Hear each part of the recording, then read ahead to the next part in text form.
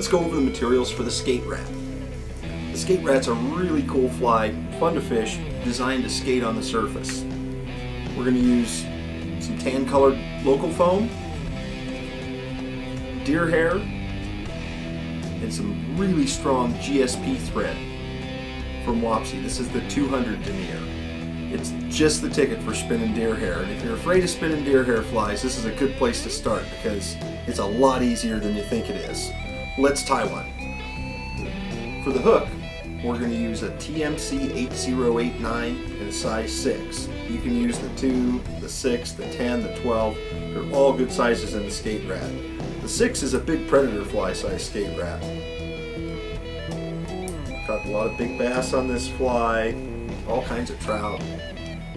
Jungle fish in the Amazon love the way this fly behaves. We're going to start by trimming a couple lengths of foam. One for our tail. The tail on this fly is real important because it actually does a lot to support the fly on the surface and keep it skating. So I'm going to trim a thin strip like that, and then we need our skate plate strip, which we're going to trim a strip a little bit wider because we want this fly to skate along the surface. We need the skate plate to be about 3/4 the width of the hook gap. The tail is going to be real easy. We're just going to trim a point on that narrow strip of loco foam we cut. Just like so. I want the tail to be about that long. Now, this fly's called a SkateRat, but I believe that fish may take this for a minnow or a small bird, any number of other critters that appear on the surface from time to time. You'll notice I smeared the hook shank with Dave's Flex-Cement. That's really important with this fly, and particularly important when you're using that gel spun polyethylene or GSP thread. It's very slippery stuff, but incredibly strong. Let's take our tail and just tie it in, just like so. Be careful with the GSP thread on that foam.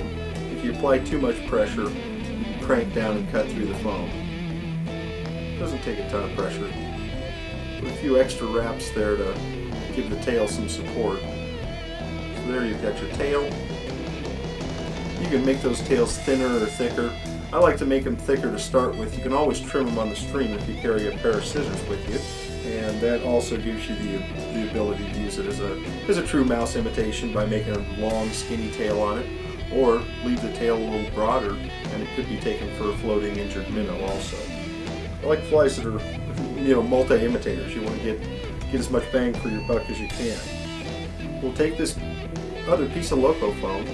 I'm just going to trim a little taper on the bottom of it, just like so. Trim it to a point, tie it in. The pearlescent side of the loco foam in this case faces outward. I don't think the fish really see that part. I think they see the impression of life on the surface of the water and the realistic action this fly has, and that pretty much sells them on it. Now we've got our foam tail, and I call this a skate plate. What it does is it just keeps the fly, when you're pulling on it with the leader and retrieving the fly, it keeps the fly up skating on the surface. A very, very fun fly to fish. Now the deer hair spinning. Deer hair's a point of contention for many, many tires. Don't make it harder than it is. This is a great, I call it a pseudo spinning technique, because we're just going to tie on a big clump of hair and lash it down with that ultra strong GSP thread. The GSP thread really makes a difference when you're tying with hair. I've got a clump about the size of a number 2 pencil. I just come in right there and just lock it down. A couple tight turns of thread there. See, I really seat the thread. Boom. Now, is that a traditionally spun deer hair body? Not really. Do I care? Not really. Does it fish good? Yes, very well. So that's what we really want, is a fly that fishes well. So we'll just work that stuff around there. Just tying in these succeeding clumps like this. And you notice I just trim the butts even.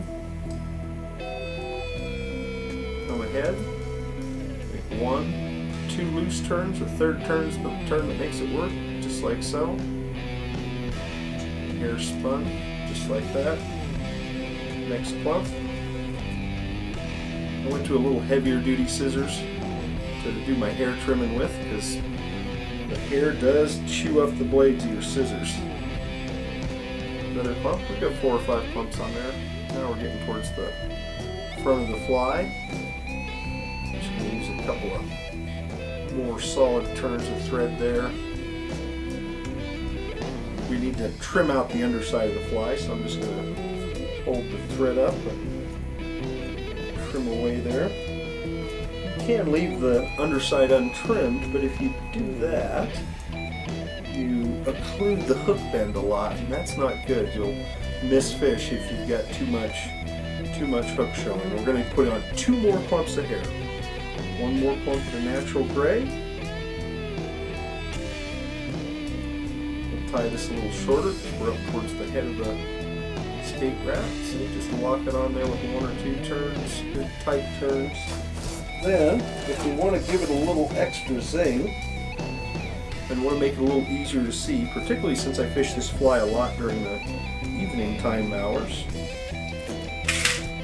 A lot of times I'll grab a little clump of fluorescent orange deer hair or fluorescent chartreuse, and I'll just trim it short and tie it right on top.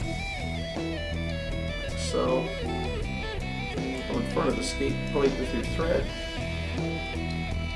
A couple nice solid turns of thread there. Finish tool here.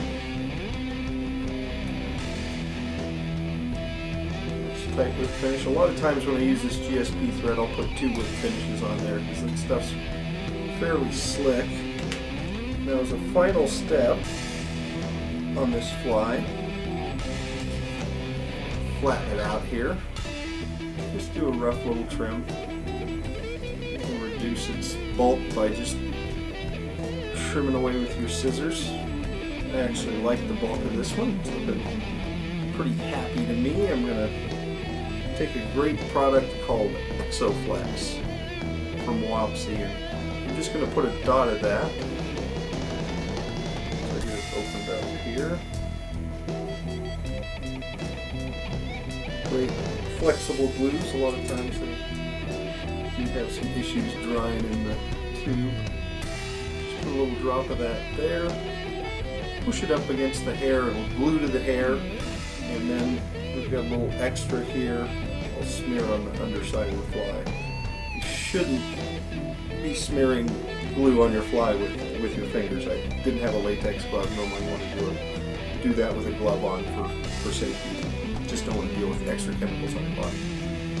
And that is your finished SkateRat. Steelhead, salmon, big trout, peacock bass, all kinds of warm water game fish will eat this fly for you. It's one of my favorites for skating on the surface and inducing those predator takes. I'm Andy Burk. Catch more at renoflyshop.com. Thanks.